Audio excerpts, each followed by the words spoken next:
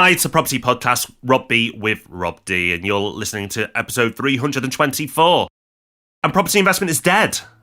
It's over. According to the headlines, according to the clickbaity titles, property investment's dead. So will this be our last ever podcast? Listen on.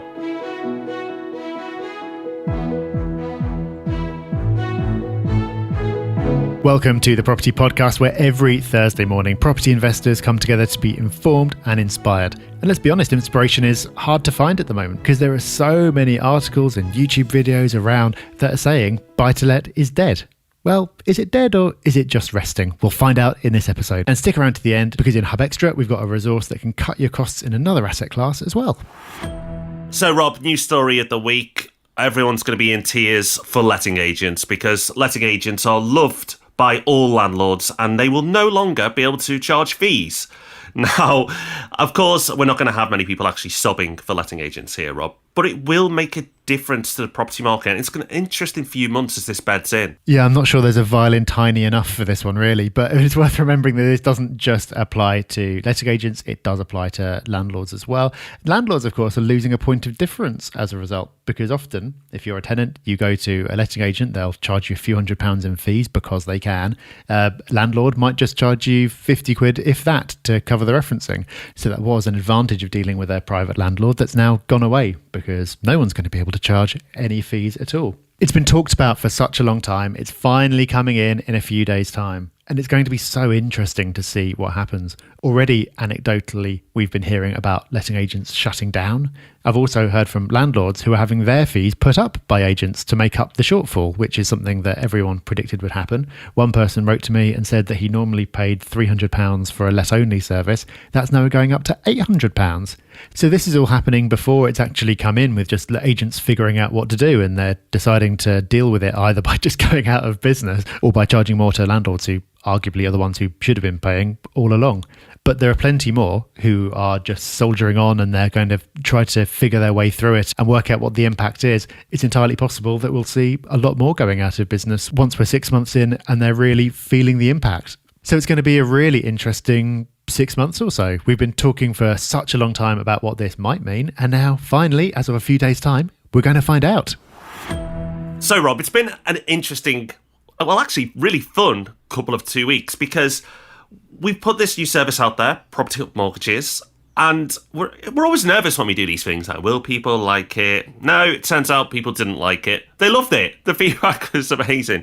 And it's like one of these things you go afterwards, why haven't we done this sooner? It always seems like silly that we've launched it. Not that we've launched it, but we didn't launch it 2 or 3 years ago. I know we've been a little busy, but still, it's just so great to see that people really supporting it, really wanting to find a way to work with us. Many people saying, like, finally, a service that I can work with you guys. Like, all lovely comments like that. The last piece of the jigsaw is in place. Comments like that, just all lovely. So just a huge thank you to everyone, really. It's great to see it so well supported. It is, and lots of nice comments as well about Dave Cookson and his team who are powering Property Hub Mortgages from people who've worked with them before and say really great things. And I'm really pleased that we've now got a solution for the Property Hub community, because working with a mortgage broker, as we've said since the very beginning, since the very earliest episodes, working with a great mortgage broker is so important. I can't understand why you try to do it yourself and save a few £100 for something that is such a critical part of investing.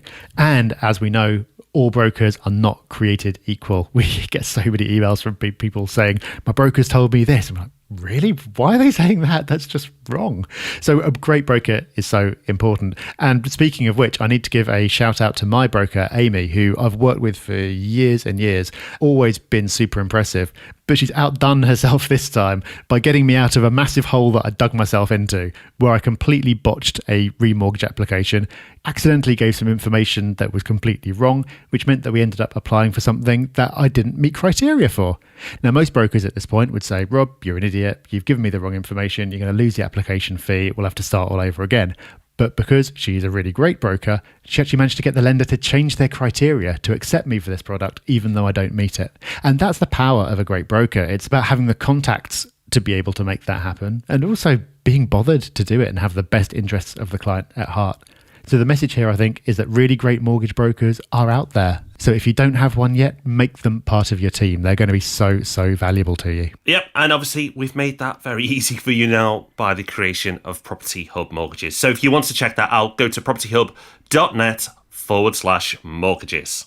A quick note just to say that it's meetups next week. Yes, Property Hub meetups are back and the month has rolled round. The first Thursday of every month, we have meetups all over the UK and some places around the world as well. Yes, somehow it's all gone global. I have no idea how this has happened, but it's awesome. The events are great. Our team members are involved in the meetups. They make sure that it's a great experience. No selling, no silly business. It's just a place to meet other like-minded people who are just like you and just want to talk about property and help each other out. No agenda. Great, hey? So, if you want to get along to a meetup, there may be tickets still where you are. So go to propertyhub.net/meetups. That's propertyhub.net/meetups to find your nearest location. And if you're in London, get in quick because they are selling out in advance every single month right now. This is an episode that we've kind of been forced to make because there's a lot of nonsense out there at the moment, and most of it is clickbait. A lot of people are posting videos or articles with the headline around the theme of "Is buy-to-let dead?" And actually, when you watch or read these articles, a lot of it's nonsense and has no relevance to that title, which is really frustrating. It's just a horrible part of the internet, isn't it, clickbait? But because Money Week, a reasonably well-respected publication, has recently had an article in a similar light, but actually with some substance, we thought, let's address this. Let's just put all this silliness to bed. So the article we're referring to leads with the headline, "The Death of Buy-to-Let Property." Now, that's pretty conclusive, isn't it? You know, that means property investment is dead. Money Week have said so. So this is the last podcast. Goodbye. Well, no, it might not be. And yes, there are things we need to address, and we're about to do that. But the reason this podcast has come about is we need to bring a little bit of common sense and just be a little bit rational around this very irrational headline. So let's do that. And on this occasion, to be fair to Money Week, other than the headline, this piece isn't bad at all. Money Week has been negative on property for years and years, and we've ripped apart some of their articles in the past.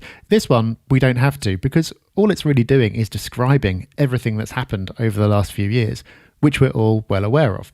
The removal of mortgage interest relief, of course, was the big one. That was the one that came out of nowhere, caught investors completely by surprise and totally changed the conversation. And the article talks about what a clever move this was, because they're extracting more tax from people who, by and large, relatively speaking, can afford to pay it. They're levelling the playing field with first-time buyers, and home ownership is a big part of the Conservative philosophy. And they're not really losing much by doing so, because there's not a lot of sympathy for landlords. Then where it gets really clever is that a lot of landlords see the writing on the wall, they decide to sell up, and as a result, a lot of capital gains tax that would have been received at some point has been brought forward, and the government's benefited from that now. And also, they cut the rate of capital gains tax on everything other than property, so landlords ended up paying relatively more on those capital gains. So the article explains all this and does a reasonable job of putting it into context. And when you see it all written down, Rob, there has been a lot of it, because we haven't even talked about stamp duty yet. Yeah, stamp duty, as many of us know and have had to dish out, an extra 3% is charged to all investors and landlords, or anybody who has a second home. And that can add up, especially if you're operating in the more pricey areas of the country, like the southeast. Again, another barrier that you could say has been put in place to deter property investors from making investments. I think that's where this discussion should take us, Rob, is that these measures have been done for a reason. They do want to deter certain types of landlords. That's one of the motives here. I think there's another motive as well, which we can come on to. But one of the motives is they do want to make people think twice before getting into buy-to-let. Yeah, the point that the article is making is about political risk and how that could apply to any kind of investment, using what's happened to property as an example. The government's basically changed its view on it. They've decided that they don't like it anymore and they want to discourage it. Therefore, they've made a lot of changes, which I think are being pretty effective at putting people off. Because for the last, 20 years or so, it's been seen as the default choice in the UK. You got some savings, what do? You buy property. And I think, Rob, they'd seen this, they'd seen it kind of going a bit far, they'd seen some negative consequences from it, and therefore needed to put some measures in place and send some signals as well, which is possibly actually more important, that's going to change this pattern of thinking and put some people off. Yeah. I mean, all these changes keep us busy because there's plenty of education that's needed around property now. You can't, as you said, Rob, just go in and go, right, let's start buying. You need to make sure you know what you're doing. You need good tax advice. It's made to start a business. We had no intention of starting a tax business until these changes came in. And this seems like a very deliberate play. They've not said this explicitly, but those people who are just half-heartedly getting into buy-to-let, they've saved up a bit of money, maybe they've refinanced, maybe inheritance, it doesn't matter how they got in, but they just thought, right, let's just get one and leave it. And then some of those people would not go on to be great landlords and not follow all the regulations that are needed. And I think the government, and any government actually, doesn't want that. They don't want people who are just playing with buy-to-let, because we are talking about people's homes here. This isn't some commodity that's locked away in a safe. This is where people live. And those real amateur investors, the complete amateurs, are not wanted by this government, and I don't think any government. The other motivating factor, I'm sure, for these changes as well, is that a lot of landlords out there who have one or two properties probably haven't been the most efficient at paying taxes and declaring their income from their small portfolios. So by introducing all these changes and a lot of people moving into limited companies means that they can make sure the treasury coffers are where they need to be from landlords. And I think that's definitely played a part as well.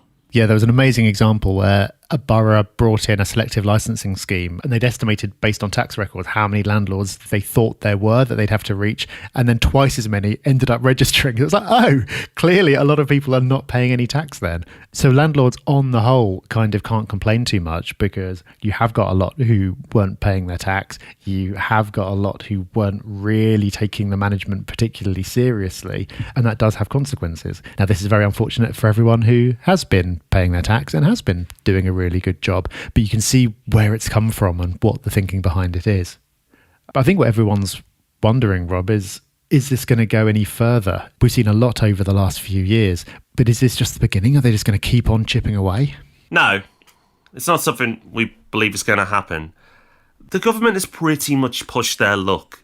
I feel they've got to a point where they've annoyed landlords. They've really annoyed some, but most people are frustrated or annoyed, but we're not rioting.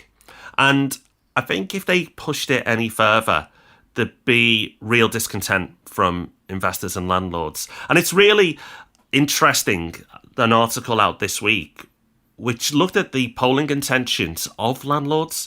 And Rob, it's staggering, like absolutely staggering, that the survey said that only 15% of private landlords said they would back the Conservative Party. Now, the Conservative Party is normally like the dominant choice for investors and landlords, and you would expect that number to be, in the 80s or 90s.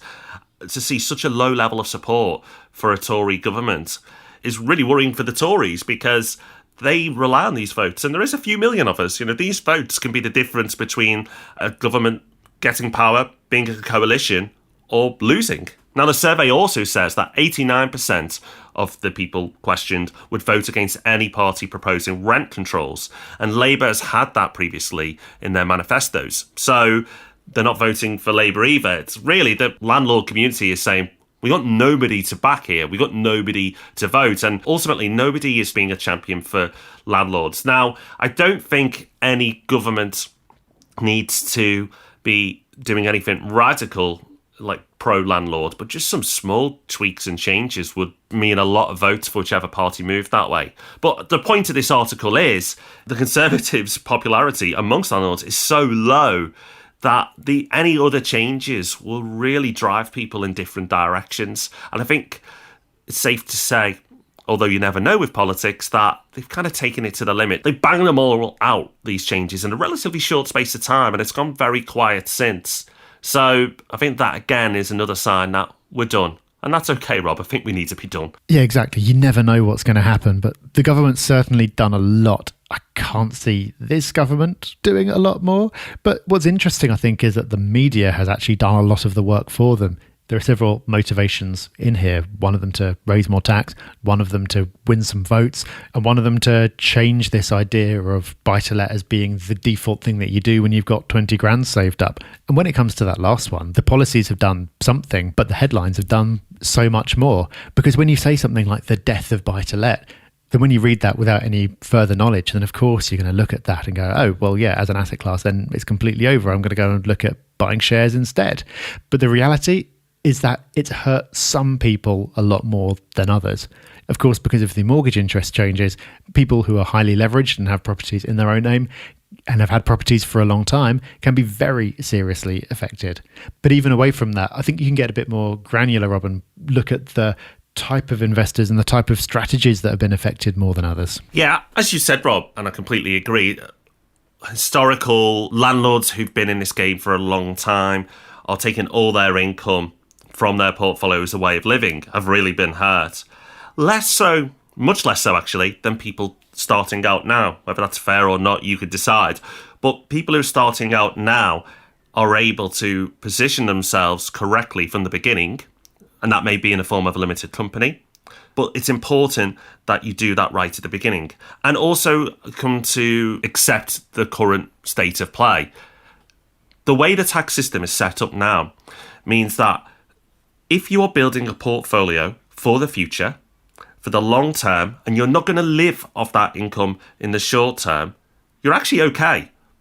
Some cases you could argue you're better off by buying in a limited company, forgetting about it, keep building that portfolio up, and when you stop work, you then take your income from that company. Well, you're great. It's the people who want to top up their income through their portfolio, take some income from their job or business, wherever they do, and some income from their property portfolio.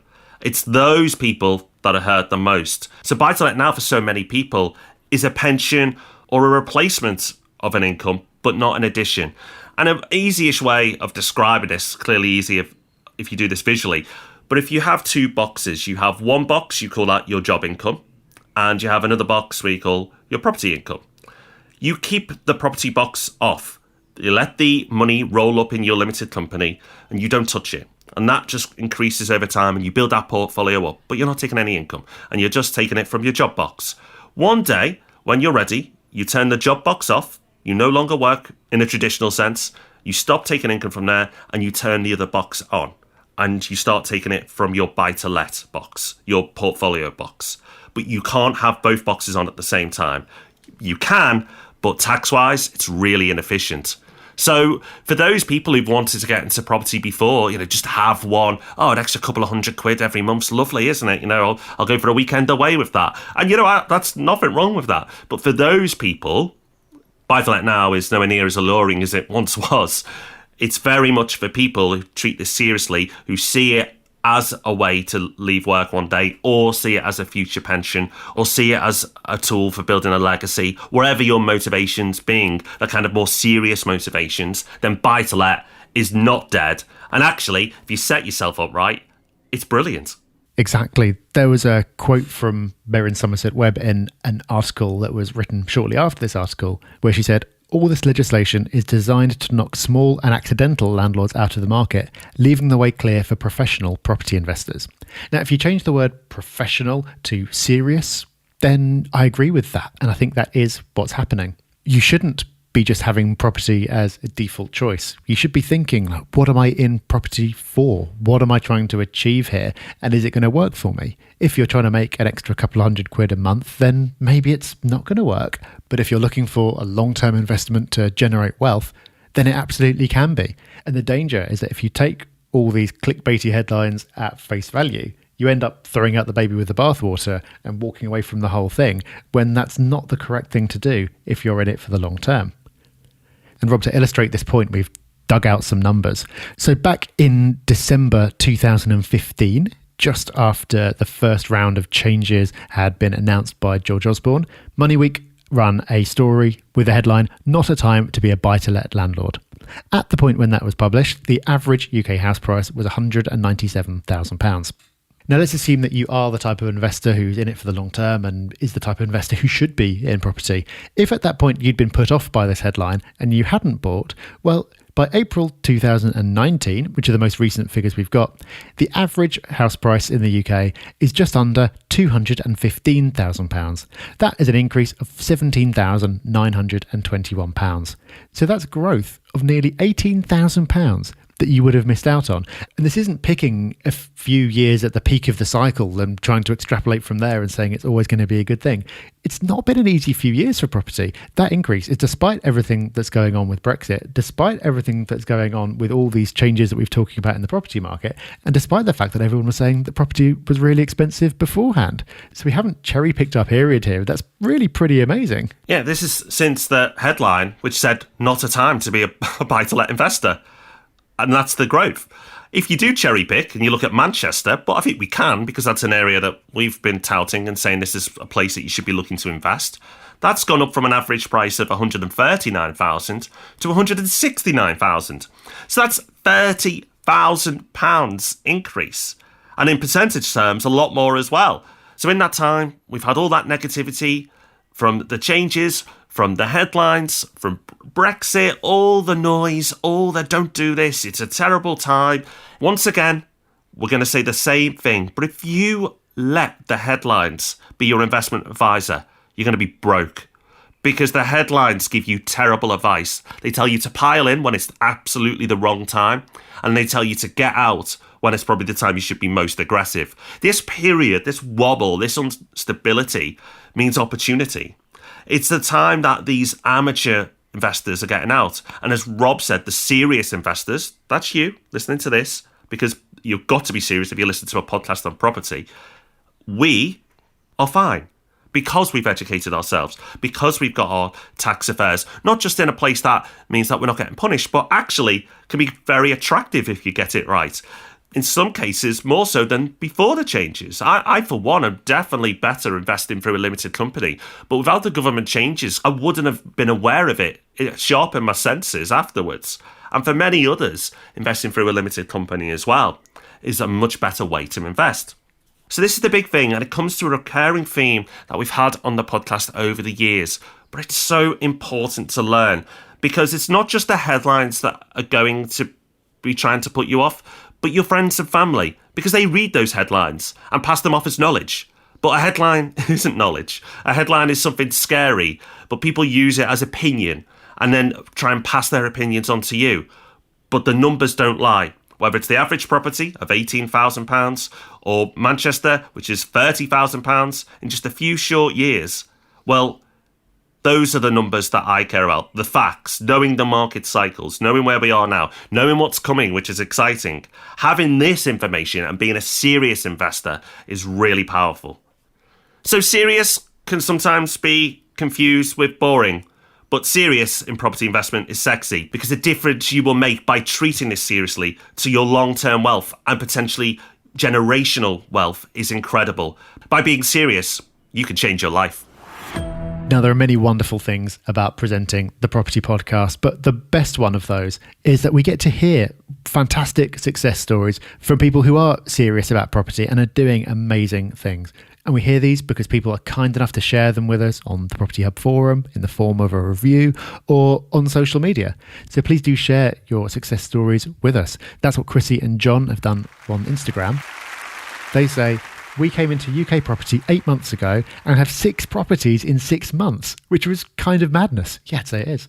"But all is well and harvesting the reward now. We're totally grateful. We listen to your high energy and resourceful podcast all the time and keep going back for more. Really grateful for all the valuable information." Wow, Rob, 6 properties in 6 months. That's definitely a success story. Yeah, that is. But don't worry, you don't have to reach those dizzy heights to tell us about your success. However you're implementing the knowledge, implementing the stuff we talk about the podcast, the stuff from Rob's books, whatever you've done with it, if it's some form of action, and to us that is definitely a success. So please do share them, whether it's through our social channels, which are at Property Hub UK, Instagram, Facebook, Twitter, and probably on MySpace. maybe not. But we are on the forum as well, the Property Hub forum. We don't mind how you get in touch. You can even leave it as a 5-star review on iTunes. But we just love it that you do. So please keep them coming. Now, Rob, if we have completely scared off everyone from buy-to-let today, which certainly wasn't our intention, you have a resource for them. Yes, if you have decided that property investment is not for you and you're going to invest in the stock market instead, then you'll need a platform to invest through. But let's be honest, if you've made it this far through a podcast about property, I don't think that's likely to be the case. Clearly, we are pro-property, but Rob and I both dabble a little bit in the stock market as well. But the thing about investing in shares is often there's quite a hefty fee. There's a commission that a platform charges whenever you buy and sell. So if you just want to dabble and buy a couple of shares of something, the fees can often wipe out a lot of the gains that you would make. That's where this resource, Free Trade, comes in. It's an app for Apple and Android, which allows you to buy and sell shares for free. The way it works is if you want to place a trade, then it doesn't happen instantly. Everybody's trades get saved up until 4 o'clock in the afternoon and they get executed in one block there, which enables them to keep costs down. If you do want it to happen instantly, then it just costs £1 instead. So this is so much cheaper than a traditional broker, and the app's really nice and easy to use as well. So if you are going to stay as a property investor, but you just want to have a little dabble in the stock market as well, like we do, then freetrade.io is well worth checking out. So there we have it. An episode where we put those silly clickbait titles to bed. No more of that nonsense. Next week on the podcast, join us for how property investment can make you more attractive. Or maybe not quite. But you know what? It will be serious. But as we said, serious is sexy. So until next week, take care. Bye-bye. Bye-bye.